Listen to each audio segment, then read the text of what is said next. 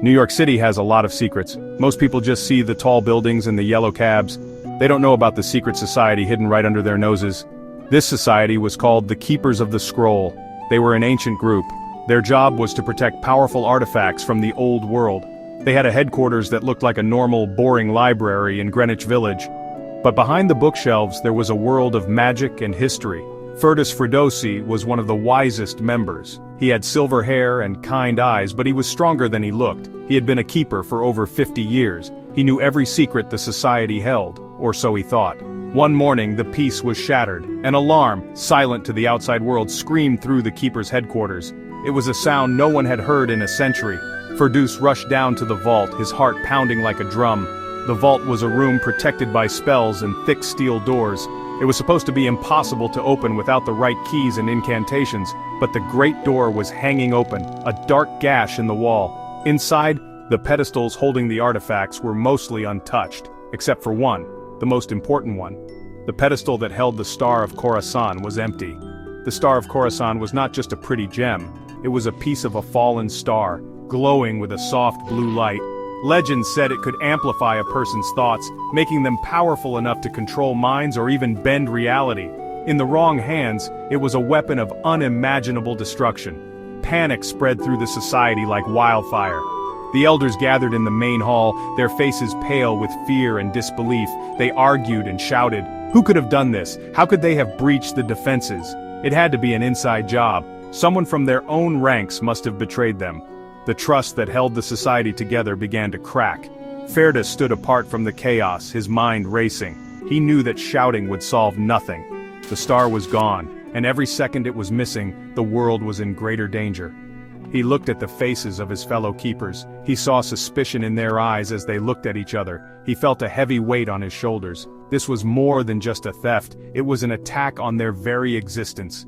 He had to find the star. Not just to protect the world, but to save his family, the Keepers of the Scroll. He was the only one calm enough to think clearly. The hunt was his to lead. Fergus started his investigation immediately. He began by speaking with the other keepers. He had to be careful. The thief was likely one of them. He questioned the guards who were on duty. They swore they saw nothing, heard nothing. It was as if the thief had been a ghost. He spoke to the scholars who studied the artifacts. They offered theories but no real clues. Each conversation was a dead end. Everyone seemed scared, but no one had answers. Fergus felt a growing sense of frustration. It was like trying to catch smoke with his bare hands. The thief had covered their tracks perfectly, leaving no trace behind. Realizing the clues were not inside the society, Fergus knew he had to look elsewhere. He had to step out of the familiar library and into the sprawling, dangerous city. New York's underworld had its own kind of magic, a network of secrets and whispers. Fergus changed out of his keeper's robes and into a simple coat and jeans. He looked like just another old man, which was exactly what he wanted. He visited places he hadn't been to in years. He went to shadowy markets that sold illegal magical items. He talked to informants who traded secrets for cash. He was looking for any mention of a glowing blue star. The city's underworld was a maze of dark alleys and hidden doorways. Fergus moved through it with a quiet confidence. He knew the rules. He knew who to talk to and who to avoid. He asked his questions in hushed tones, never revealing too much. He heard whispers of a new player in town, someone with a lot of money, buying up rare and powerful objects. They called this person the Collector. The name sent a shiver down his spine. He had heard that name before in old stories told to frighten young keepers. A myth, a ghost story. But now, the myth seemed very real. His search led him to a warehouse district by the East River. He was following a tip about a strange delivery. As he watched from the shadows, he saw a group of men unloading a heavily reinforced crate. Suddenly, the warehouse was flooded with light. Police cars surrounded the building. A young detective with sharp, intelligent eyes stepped out. She moved with purpose, shouting orders. Her name was Maya Patel. She was investigating a string of high-profile thefts. Their paths had crossed. Fergus knew he couldn't do this alone anymore. He needed an ally, and this determined detective might be the one. Fergus decided to approach the detective. It was a risk. The keepers had a strict rule, never involve outsiders. But these were desperate times. He walked out of the shadows and came face to face with Maya Patel. At first, she was suspicious. Who was this old man who appeared out of nowhere at a crime scene? Firdaus didn't show her magic. He didn't tell her about the secret society. He just told her he was a historian, an expert on stolen antiquities. He told her he was also tracking the thief who had stolen from his private collection. He described the Star of Khorasan, calling it a unique sapphire artifact. Maya was smart. She knew there was more to Firdaus's story than he was telling. But his knowledge was impressive. He knew things about the city's black market that her informants didn't.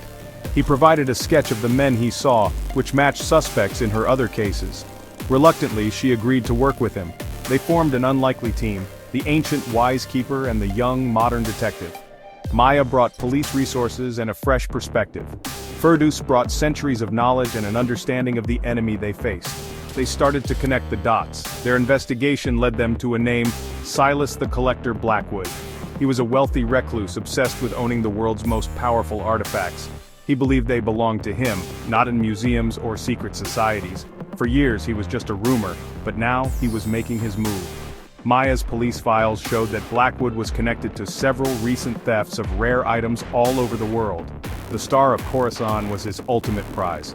They discovered he operated from a penthouse apartment high above the city, a modern fortress filled with stolen treasures. The clues pointed to a gala happening at Blackwood's skyscraper. It was a cover for an auction where he planned to sell some of his stolen goods. Firdaus and Maya knew the star would be there. It was their chance to get it back. But breaking into a billionaire's fortified penthouse during a party was not going to be easy. They needed a plan. Maya could get them inside as guests. Firdaus would use his knowledge to bypass the magical security systems he knew the collector would use. The stage was set for a dangerous confrontation, high above the sleeping city. The night of the gala arrived. The air was thick with tension. Maya, dressed in an elegant gown, and Firdaus in a sharp tuxedo, blended in with the city's elite. Blackwood's penthouse was even more impressive than they had imagined. Glass walls offered a stunning view of Manhattan, but behind the glamour, Firdaus could feel the hum of powerful protective wards. While Maya distracted Blackwood with her charm and pointed questions, Firdaus slipped away. He moved through the crowd like a phantom, his years of training as a keeper guiding his steps. He found the hidden entrance to Blackwood's private vault. The vault was protected by more than just a steel door. Ancient symbols glowed on the walls. Firdaus recognized the spells. They were powerful, but he knew their weaknesses. He whispered counterspells, his fingers tracing patterns in the air. The glowing symbols faded, and with a soft click, the vault door swung open. Inside, treasures from a dozen different cultures filled the shelves, and there, in the center of the room, on a velvet cushion, was the Star of Khorasan. It pulsed with a gentle blue light, seeming to call to him. He reached for it, his heart full of relief, but just as his fingers touched the star, a voice echoed from behind him. "I knew the keepers would send their best." Silas Blackwood stood in the doorway, a cruel smile on his face. He wasn't alone. 2 large bodyguards stood with him. Maya had been caught. Blackwood had been one step ahead of them the whole time. He raised a strange device, a gauntlet that crackled with energy. "That star belongs to me," he snarled. "It will complete my collection." Firdaus knew he couldn't fight Blackwood and his guards directly. He had to be smarter. He grabbed the star. As Blackwood lunged, Firdaus focused all his will on the artifact. He didn't try to use its power as a weapon. Instead, he amplified a single thought: confusion. The star flared with brilliant blue light. The entire room was bathed in its glow. Blackwood and his guards stumbled back, clutching their heads. They suddenly forgot where they were or what they were doing. In that moment of chaos, Maya broke free and tackled the disoriented guards. Firdaus rushed past them, the star held tightly in his hand. They ran from the penthouse just as the police, called by Maya on a hidden radio, stormed the building. They had outsmarted the collector.